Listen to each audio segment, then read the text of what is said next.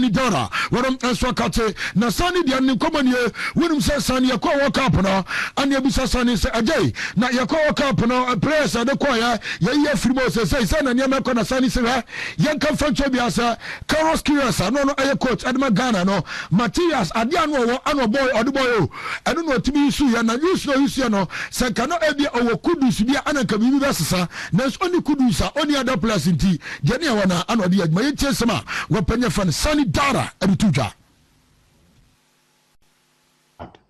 Imagine the number of our top players who are injured.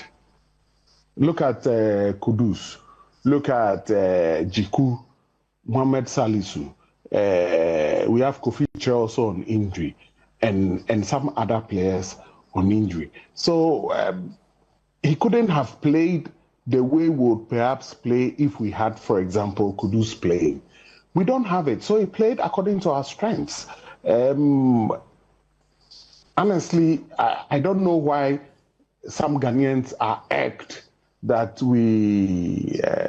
got out at the stage we got out. But the truth is, let's just be honest with ourselves. Our squad, from the start of the competition or ahead of the competition, we all knew that this was the strength of our squad and we cannot punch above our weight. I would perhaps even say that we did much, much better than we had expected.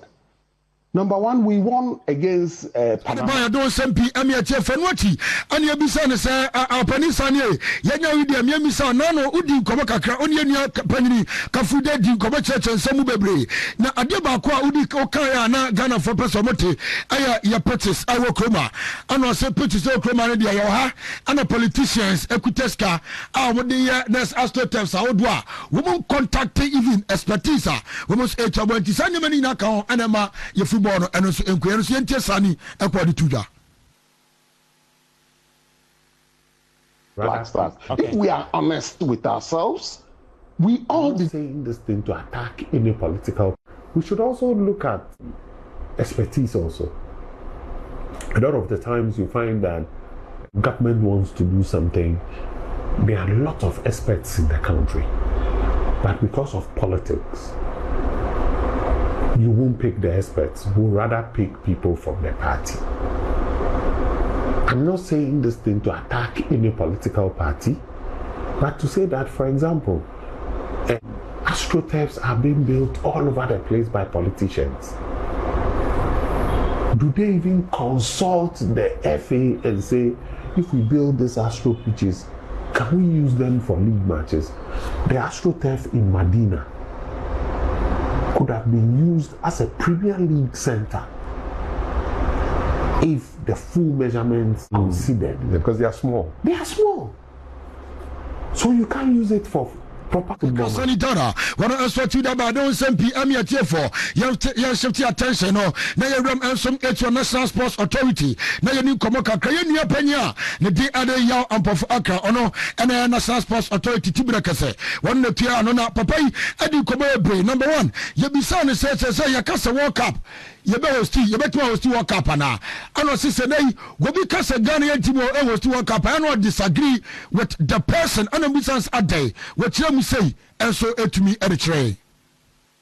Game. So I wish we could all get that experience to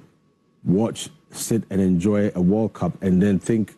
why can't Ghana, why can't we do this? If not now, why don't we prepare? What do we need to do? Let's just ask them, Charlie, we want to host the World Cup in America, in Ghana in 20 years, in 10 years, in 5 years, in 30 years. What do we need to start doing? Let's be humble and start the process. When people say, oh, Ghana, we can never host the World Cup, I disagree.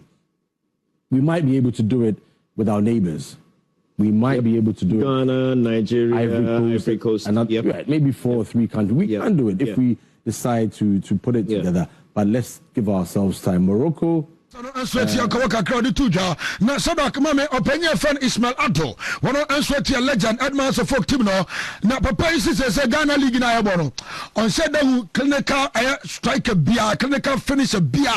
and some to a league in essence. What we trust the North League now. We only send strikers now, Madimano, and said that and Conca, Yentensama, and also Odituja. But for the other parts of my life, you know, I started following, but I haven't seen anybody. I don't think so. I don't think so. You say Ghana League, as I'm back to its original glory.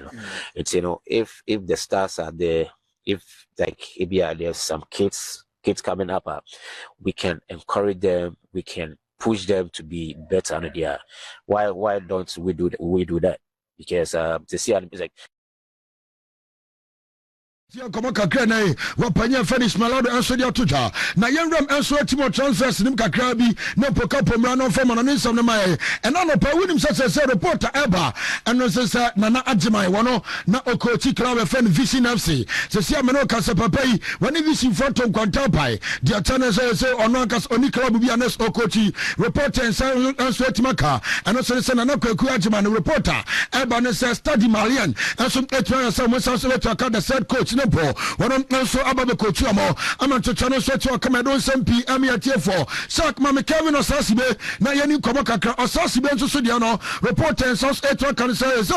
woni aso folk contract enso atwa ba na wie na reporter enso etwa ba enso enesa empanimfo ne Kevin edi komo so be extend enso atwi dia ma na so folk baba enso ko na bibia etwa kama na reporter me nso etwa ka enso say bia komo na o master chemo board so ko say ya nempo adesem enu baby o say dru na bia enyema sheda anko ya master 5 Kevin Osasibe enso etimi ntoso bi information so folk enso ahon mani reporter yan sounds etima kan don SMP amiatie for na tompuo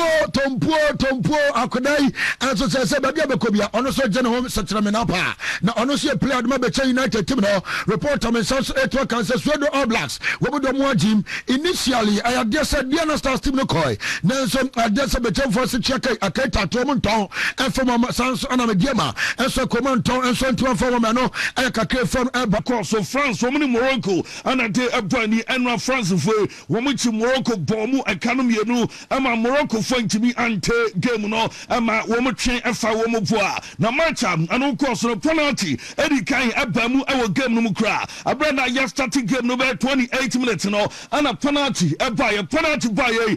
Mbappe akwagina chire we will go key Wanilio Messi and afe womo fight for golden boot or Worldcup engineer radio nua ebe baku mienu yasim bonu wono ensu ekutam ti abrantia your friend is Mbappe edikan ebo penalty eseno ansana game ni yato so na yato so be se ne Mbappe ase penalty game no moye so ya radio no so mebetimesie Mbappe free na afe wa mia goal ewo ene second half no 68th minute go no and some natimi asu ayade onsam no adiabo on the 60th minute emom and Mbappe at the sabo way ato na area unia and some legina alasi gogipa ya fani yasim bonu masa enya sam go to akra na ze go na no wasepa na oseni go ewie no ana branch ya fani se ne Osman Dembele and some Nadabako Abaka on the 66 minutes and go for 6 minutes later. Anna Osman Dembele and Sonabako at the Kauma and the second goal and Suya Morocco Foy at Yabati Omugusua, Womu Prase and the France Foy, Ninabuno, Womu Elusu Kemuna, Yatim the same Comunino, I want some at the airport and Anope and some at the Abese, Osman Dembele, 5 goals and was in the last 5 World Cup games one and some let me upon Dembele our form ejano and some let me so kumo as a new man ekoye at the amount for the Ballon d'Or winner say obody say ya na say ya no bepono na France etimisa ko wini and the World Cup na dem another Ballon d'Or say lodio because already Champions League no what it can bookie European and a ticket at the ascend bottom that what the World Cup no so now asan se goals echesia emzam adeno ebe hupa ama fast starting point this Ballon d'Or no de says wo yire no kakra bia wo betimi assign returning and on some title ayado some no after number France say woman so promoting pa am say woman baba ya and the 4th joint most wins team our World Cup team one so what's the goals pa no woman goals no I have 45 goals ana woman ase woman Italy ana oma join our the 4th position our World Cup no ma ya don some already Brazil Brazil, woman 79 goals. Germany as 70. Argentina, woman 52 goals. And I say, Open France and I say Italy, woman a fourth joint. Woman Jano a 45 goals. And I'm go for woman and some Latina say a day. I won't come a day Mbappe and man of the match award Ekoi and some Latin Mbappe Biconra. Said Unia as you come here the award man farm and Ankabahaji, one and a winnie and as I say 8 goals and watch it. I will walk up him more. Why 3 assists and I feel man of the match award so far. One and some massage 3 and Junior Ogusum Nako and then Nanim and Kakra 3 man of the match awards 3 assists and I feel 8 goals and one also Latinasa. I won't come in at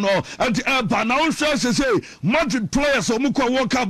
man of the match awards for Mojia and Mbappe at Senegeno why trouble why the Makumako 3 not Jude and some Lion 3 and I feel Vinicius Junior and some Lion 3 de Mabrosolansa and one also a free mu ako in the say Jude Ewom Obatwaso and I feel Abrante Fennis Mbappe and some Ewoma Otwaso Dendendia and one some Lateban Mbappe no say why first ever player I want no Richie 100 goals and assists and I say go and assist no about the goal contribution Mako 100 and what drew of them France women national team no 64 goals and I feel why assist no Mako 36 one some ayade on my IFA woman and the France ya doing some Ladeba say I 20 World Cup goals and Abrantia your fan Mbappe was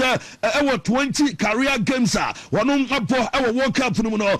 at the age of 27 I could some etna and tiai or bogos essay masa or not World Cup you count the World Cup tally India the rabbe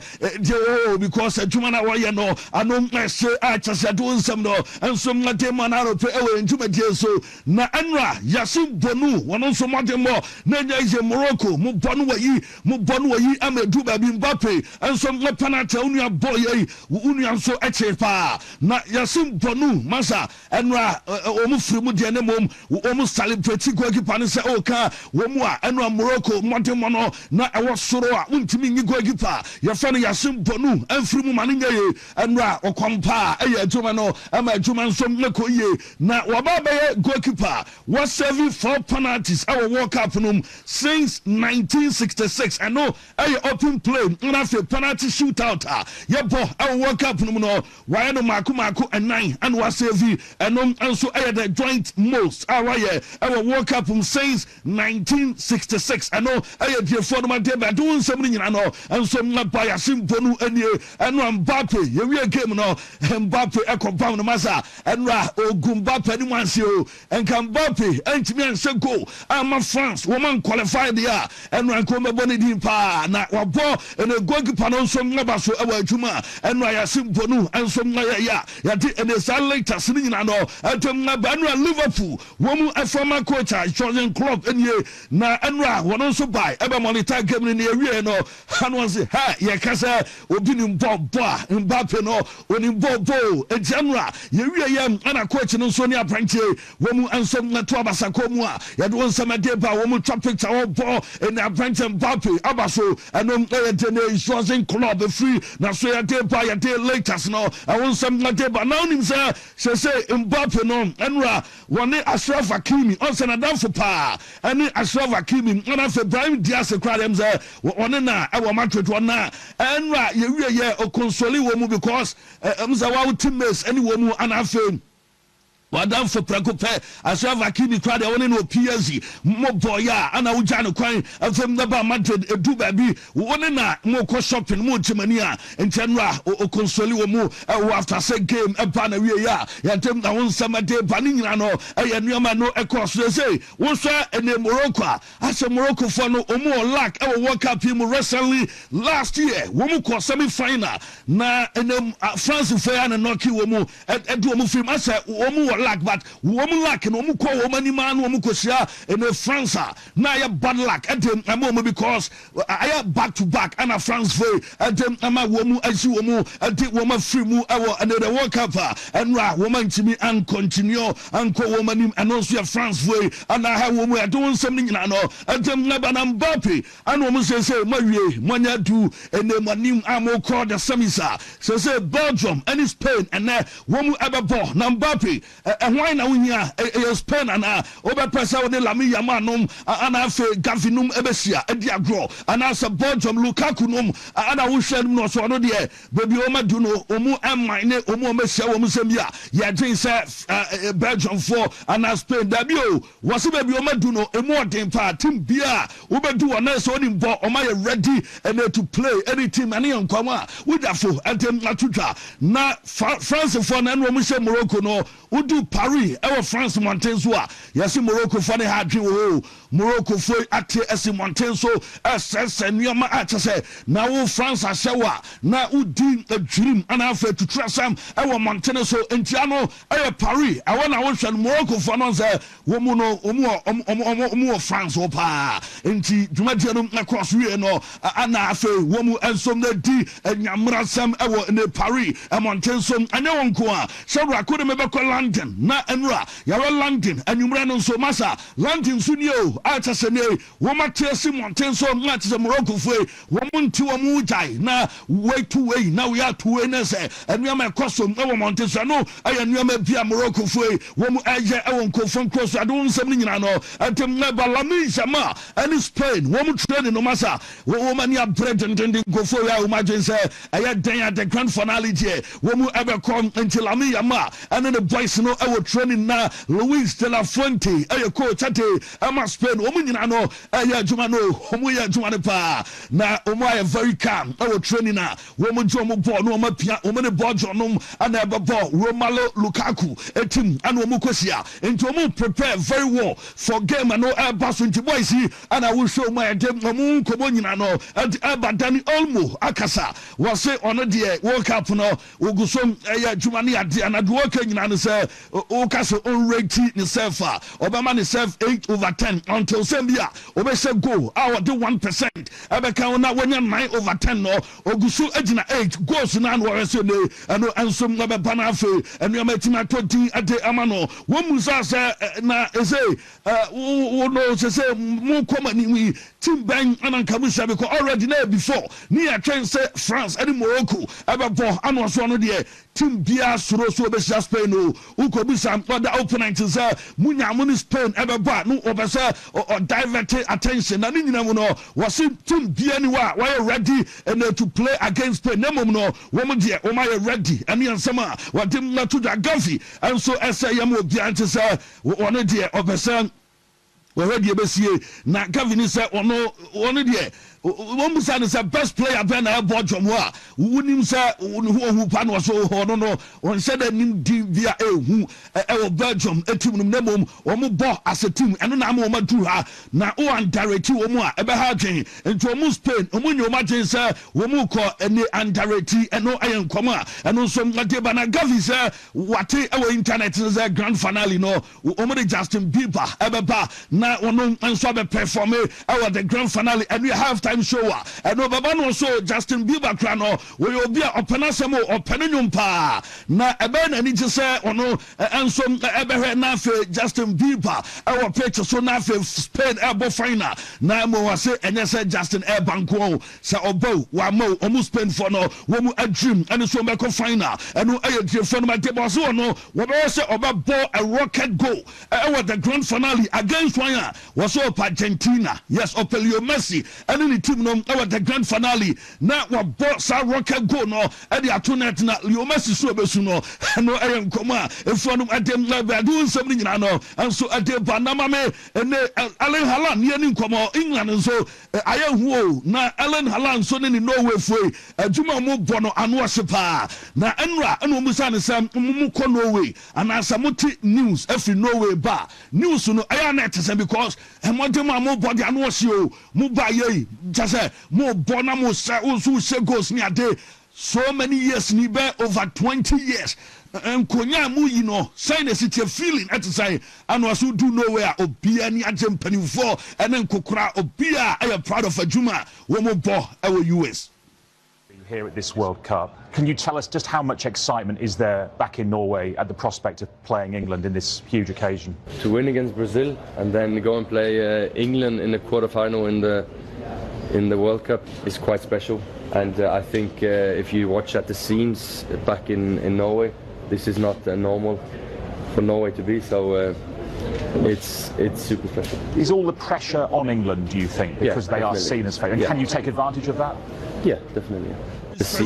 In a feeling and then also across we are doing some no bana unim sa abrantia fan say Gerard Konsa and so reporter ban say FIFA a suspension no 2 matches and we serve game against Mexico no say 2 games and unia and so na so say ono serve World Cup mu ya doing some bad news at the England now players as England etimi qualify at the Euro semi final no mu di yellow card woman timi I Declan Rice, you won. Mike Gay, account Jude Bellingham, Eddie Aram Granada Soccer, and after Antonio Nusa, woman, players as woman, dear look at our this stage, woman teaming co-woman, our next stage, and no, dear friend, my dear Banabuka Saka, and woman said, Zero Conside, too much ban, and in some unsweating maker following, and a red card, our D, Editia Mexico, Evo Senate City was woman teaming complaining, woman complaining, because a rules and regulation yadi adwumana nyomo ana e control yentie Bukayo Saka. We'll never forget. So yeah, what does he represent now? Yeah, David Beckham is an icon for all of us. You know, he is also because he's been to these tournaments for England and had some crazy moments for us. Some that we will never forget, the fans will never forget. So yeah, that's what he means to us. Bukayo, you're sympathy for Gerard Konsa. Sorry? Is there sympathy for Gerard? Yeah, I just found out that obviously it's a 2-match ban, which is incredibly frustrating for us and for him the most, I'd say. But yeah, it's where it is. We're not here to complain, we just need to adapt and pick a team that's ready to beat Norway. The win over Mexico. England camper. You don't some Chelsea, Enra, Alonso, a reporter, our training or na Cobham first day at the Chelsea manager. I have found Xabi Alonso, Masana was you na Alonso tactics bia or start here, Maza, na no day, na boys in here, na Copama, okay, Copama Jinamu, Omar reporter, Manchester training session, and some that so Alonso, no body some, yes, and you're damn Chelsea, Emu a bad day, I do my next season, and that's a way to a coach, Papa, and I'm about to know a coach, I found Xabi Alonso, and you're telling some people, and some let the air out, and somebody there, our Chelsea, no more than reporter according to Bruno Guimaraes to say reporter Banisa personal terms with Arsenal. I guess womu and some return Yadika Canada until 2031. I read him say and Nabeko the next step Nessa Arsenal for one more day not agreement no woman in Newcastle and some not reach Sarabella and a boy and so much Mabel Jim Nafe. What did you Jumate Ama Arsenal? Officially and Andrew Santos Ebecom the Mayu for the official deal announcement and some number few about from Chelsea to Manchester United. I know Andrew Santos here try as announcement and some number to me up. I know I am Koma if one my debana would do and the boss Spotify come new one or see Omar started install new hybrid grass and some stadium was said about Umu Ebenya perfect condition at the Amaliga and Chada started and the boss of Omar started womu aya installation our stadium wa ya do some deba no mbese womu ya na fe one Gamper trophy no on the 19th of August and eba so enti omu guso omu ya adwuma ye pa nya sametu no ya basa team no and ya de awon komo adeba na Karim Adeyemi and so say reporter fi Karim aso ya deba ya de maw and so and say basa for ni say o mbese mo complete deal no around 30 million euros and no de fi o adeba me catch us a boy no woman turn a 3 million euros. Now almost say woman turn the less than that. Boss amuntie and just a 30 number de kokranamza woman are rejected because almost say woman less than 33 and they and come free a day by doing something now and so a day by hands of free so no Anna a boy said in a bono and so Messitan in the style of play and so see Conona you say all pressure deku as I could away with Yano and Chakwan Piasso as what the boy Panafe when you ever reach Mante and my Balsa Ebo could know a newsa in front of my Debana Jose Moreno and some our Madrid and it says new coaching staffs in Enra and Molante our airport Sami Kadira Ekaon Pedro Machado a assistant coach Okaon Yao Srahao and some assistant coach and after Nuno Santos a goalkeeper trainer Roberto Marella a video analyst and after Antonio Diaz no a physical condition and the officer or also Nakaubia Yaron Samademanchi Madrid for no say mu coaching staffs na be na Sami Kadira the other name a man for ni agem na Samorino no di oba obema and the former players aba ya juma nti Sami Kadira and any team and I will show me say Morino Masa the backroom staffs na no brutal and show say Morino and you didn't come on adeba na Madrid for them say almost me say kapupa and asem get from coaching department eremu our bia omu and some never boy juma no ayansema efu adeba na any mame player ya for the pastors Evra na nkoma wadi and say one was sano na obobo ni na pressure I want to nyina no aya ba ko pa bi ko ne papa ewu bebre pa ne papa na utimi say ne ma 25 makuma 25 na ono nko na janyame apagya na wono nso ebo adwuma no se de we anane papa si wo no se wo wanyini kura na se wanyina dibe 28 anase 30 years kura na kofro papa ne mpa na wonu obi anya hwe kura utimi nyem amane yeye na papa ze bro akeka semo a wo chese ne papa yi se de no wosi wo anu odin pama na pressure wono so because edu baby no wono nko na rich ewo chese abusuanu mu a na chese enase we to bibia ni a ji wono ane ye fe ye ntie ne nkoma kakra into aso. It was 25. Yeah, why are you laughing? It's my private line. For me, it's when I was living in the street, when my dad left the house, you know, I was 10 years old and, you know, I've got 24 brothers and sisters. We are 25, yeah. My dad never watched TV or he lost the remote. You know, it was 25. Yeah, why are you laughing? It's my private life. That is incredible. No, I know. My dad, you know, he's one bedroom. I promise you, even if you're a man, you cross that bedroom, you get pregnant straight away. And I've got 92 nephews. They all call me Santa. Remember we talked about that, you know, indoor in the summit, you know. For me, it's when I was living in the street, when my dad left the house, you know, I was 10 years old and, you know, I've got 24 brothers and sisters. We are 25, yeah. My dad never watched TV or he lost the remote. You know, he was 25. Yeah, why are you laughing? And also be a make us all team and your man koye no your mammy doctor kosu adua ya no and abeko na afet me apana no man koye adua ma dua ya ba mala me sana fe kofke help me standing na wa dwaman so do a your mammy ebebo kuma se wey aye fe ya se bosom twi kwano so wa adua ya junction akra kwabanya ACP road and afi water kradia and GX state FIFA World Cup and one game etimi to jam quarterfinals game ebasom between France and Morocco. Efrim, not just African countries, edu awomuko take part our World Cup no wobia abefie Ghana befie Senegal kofie Algeria kofie Cape Verde kofie wobia kofie including ayem Morocco enom any city sitenra game no etimi koso na yehye fallout of the game no enra bra Morocco duriem ewo stadium home Boston Stadium wamo coin inspection our pitch ne som the pitch no sedie esitia say boot bay and obetima share and sana kensenum etimi abaso and no show Kesmin TV so o show Facebook no we ya bra Morocco national team no do Boston Stadium wamo inspection of the pitch no nature sedie esitia and sana wamo go back to dressing room akwako eye kwabi wadi etu jam se sabre matcha ekosi first goal epiemum na ayade handball ekoso France eye wom goal a Mbappe ehye no wotidi ese ball no abo France ni baako ensa enu tena ka se eye refi no wo disala go no na nsodum kwan refi no ema go no etimi eginae wo se build up to eye Mbappe go no abo eye player baako ensa ansana wo mutimi de bono enso ekoto at na so refi no enso gem wo se sabre reficiating de ankoyem wo se hwe Morocco team na future no a very very bright future for Morocco team no a bright year papa when you Samuel Mohammed a Kwabi when you coach a day Emma team no what they after the game no yasim bonu wabano modi year papa wa kensi no watching Mbappe penalty our kensi no after the game no na akoye arahosem and akoye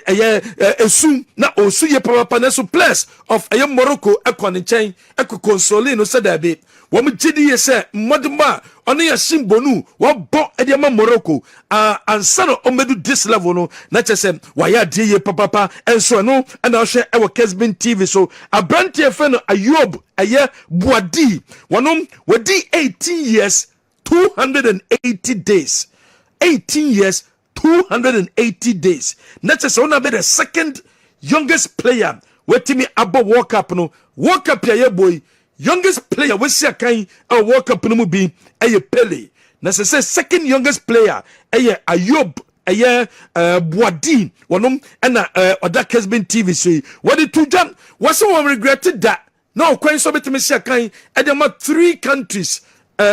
miensa and no betime see a kind of momo na so chusu Morocco was Morocco chusu no ne rare and hold that o did say o make the right decision and so after the game woman defeat them back into Paris hot there you say Moroccans omo wo France ye papa woman a police front tokwa after the game woman did say match omo lose there derby and no na ekosi woman a police front tokwa ekoso our Paris no na nye easy.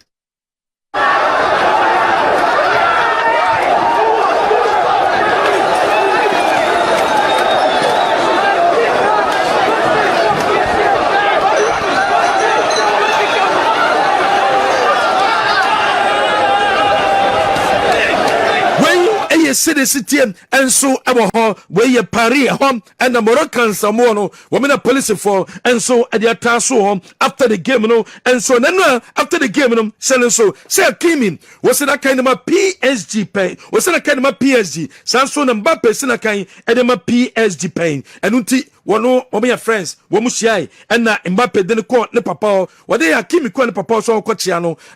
match na abana of the field there yeah now for and Ashem our Kesbin TV so and so our whole yen trusum our other stories sam ye be ko eye wo me afeni Egypt camp Egypt yen fantu da enra ye aw me gidi say match there na ka so mutimi etinkunim wey bra Egypt national team no wo mo down many from US of A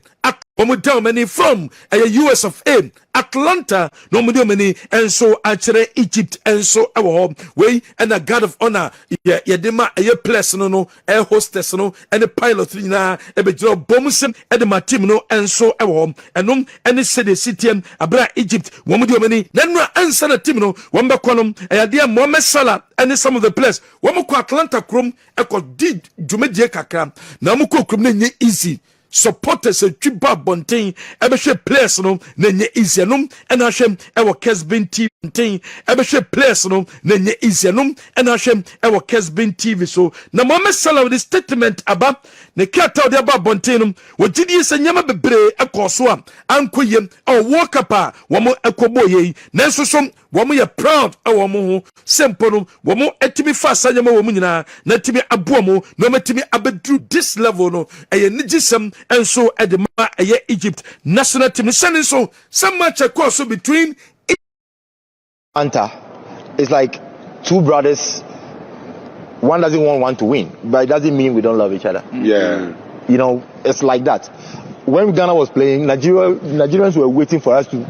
lose. So no groups of bia be come no ye nyina etime wo hyene so say Ghana and a 20 team no enso betima take part of for zombie tournament e ba be hyasie woni wani che baba yara sports stadium a tumedie no aguso ekosom pitch no wo mu guso a etu wana mo e ye wo adwuma dendenden sare bia pitch no e betimi aba Montana de Tony. With a CP or Hannibal. Yeah, come on, and you're in summer air so Uncle for a close World Cup, and our first quarter final game about Sumiki the Susun so at the bar. Morocco almost to France by 2 goals to nothing, and then a bon on Swan. Yeah, the live commentary air bar a Spain, or any Belgium, and a airport or China, England, and Norway. Nothing at Twasosa, Argentina, and Switzerland, and so a ball on Sunday. Now, and Kylian Mbappe or say penalty. Na enumpo na kebetimi aye first goal of the game enra ono a ane atwa no to box ni ma o wini penalty nti Mazraoui na ede Mbappe ato form no nanso Yashin Bonu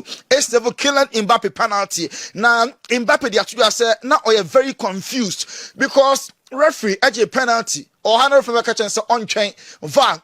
drawn attention say on twinkwan so kakra na omo analyses say penalty and say enye penalty a taking almost 5 minutes into at a point. Now why you confused because them now or the far ball no and then Chiamo Castle on channel now I problem and unti now a man say penalty no and no and Ellen brought Holland and also a striker Emma Norway and also a tweety now or the air to just say